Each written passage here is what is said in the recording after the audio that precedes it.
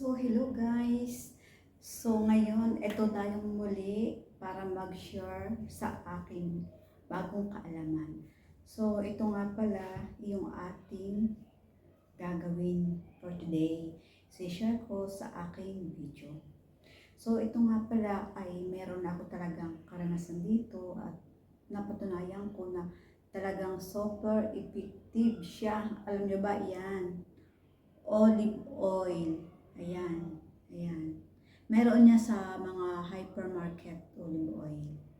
Tapos, ito naman yung tinatawag na cloves siya. Ayan. Para siyang paminta, parang tangkay, para siyang buntot. Ayan, cloves siya. So, ngayon, itong cloves, ang dami nitong benefits na makukuha ninyo. Una, kung yung buhok ninyo mayroong mga puti, yung may mga tubong uban, ayan, o kaya yung mga napuputol na buhok, yung mga naglalaglagan, di ba? Ganun, karamihan, ganun. Lalo na mga nagkakaedad na, yung nalalaglag na buhok, napuputol siya. So, ito ang gawin ninyo. Bigyan ko kayo ng magandang paraan. Una, pwede kayong maglagay ng tubig sa baso. Yung kasya sa ganito, isang basong tubig, babadan nyo siya ng cloves. Sorry, ng cloves. Mga 20 to 30 pieces, kasi wala naman itong problema kahit maparami. 20 to 30 pieces. Ibabad niyo siya ng one night. Ayan.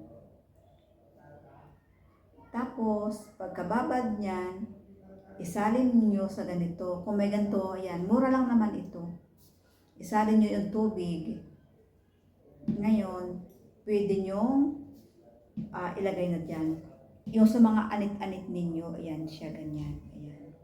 Igaganyan nyo siya, ayan. Lahat. Para yung ating growth ng ating hair ay titibay. Tapos gaganda yung tubo, hindi na siya magpuputol-putol. Tapos hindi na siya maglalaglagan. Ayan, gawin niyo ito tuwing maliligo kayo. Ibabad niyo ng kahit 15 minutes to 30 minutes. O kung kayo naman nasa bahay lang, kahit isang oras ibabad niyo. Wala naman itong side effect. Dahil ito nga ay pwedeng kainin, pwede ilagay sa pagkain. Kaya walang problema to.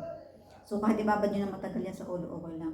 Pero kung kayo may trabaho, 30 minutes, agahan na lang ninyo mag-prepare, ilagay niyo yan sa inyong buhok. Yan. Tapos kunting massage, yan. Para yung root ng ating ugat ay tumitibay. Hindi siya basta-basta nalalaglag ang buhok natin. At saka yung mga puti-puti, kasi nga ito ay may kulay siya pag nababad. So yung ating mga puti-puti, nababawasan yan. Medyo nag-aano na siya. Nagla-light na. Maganda, maganda. I-try ninyo. At pwede rin ninyong gamitin sa olive oil. Ito olive oil mas maganda kasi nga, 'di ba? Mas madulas siya sa buhok, olive oil. Maganda 'to. Ayan. So, do sa walang olive oil, pwede ang tubig. Pero ito naman ay matagal bago maubos kung sa buhok mo lang gagamitin. Napakatagal. Abutin to na siyam-siyam sa inyo. Super. Napakaganda. Pwede rin nyo ilagay ito sa mukha. Ayan. Yung mga dry ang mukha nyo, yung dry skin, pwede nyo siyang gamitin. Iganyo lang siya kamay. Ganun. Ayan. Napakaganda niya. Kasi ito ginagawa ko to. Ganyan. Yung mga dry skin. Ayan. Para lagi siya nag-moisture yung mukha natin. Para lagi siya nag-oil. Ayan. Ganyan. Ganyan. Maganda siya. Maganda. So, ito, ganito yung gagamitin nyo. Gagawin. Babadan nyo din siya. Ito naman kahit hindi nyo natanggalin ito, okay lang kahit nyo tanggalin. So ibabad nyo ng one night din bago din kayo maglagay niyan. Yan, sa lahat din ng mga yung ating anit, ganyan, ganyan.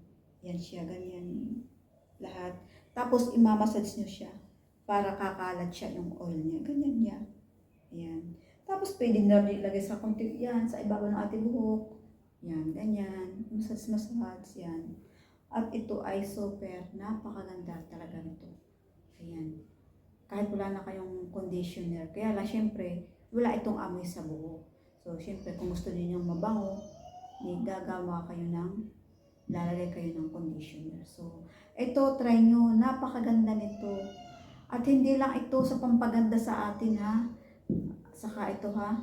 Pwede rin itong ilagay pag nagluto. Kasi yung ibang lutuin, yung tulad ng mga curry, chicken curry sa ibang bansa, nilalagyan kasi nito. Ayan. Marami tong gamot, guys. Sa susunod, ipapaliwanag ko pa sa inyo kung ano pang benefits ng blows. Pwede rin itong inumin. Ilagay niyo sa tubig na mainit. Yung mga lamigin ang katawan, yung laging lamig na lamig, ito lagay niyo.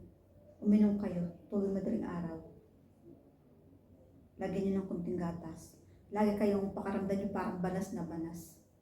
Try ninyo. Napakaganda. Wala itong epekto. Walang side effect. Dahil ito nga ay pwede ilagay sa pagkain. So, ayan guys ha.